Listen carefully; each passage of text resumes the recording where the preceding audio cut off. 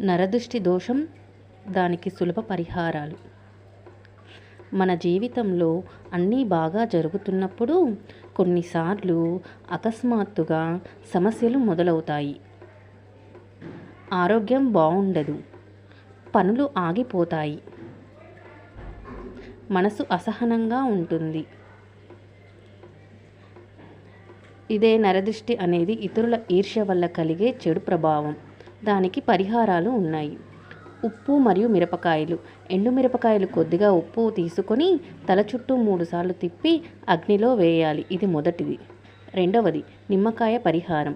ఒక నిమ్మకాయ తల చుట్టూ తిప్పి 4 ముక్కలుగా కోసి బయటపడేయాలి. ఈ విధంగా చేసిన నరదృష్టి నుండి బయటపడవచ్చని మన పెద్దలు చెబుతున్నారు. మూడవ పరిహారం నల్లటి దారం లేదా కజ్జా కావాలి. చిన్నపిల్లలకు నల్లటి దారం కట్టడం లేదా కజ్జా పెట్టడం చెడు చూపు దూరం చేస్తుంది అని నమ్మకం. ఇది మూడవ పరిహారం. ఈ విధంగా చేసినా మనం నరదృష్టి నుండి బయటపడవచ్చు.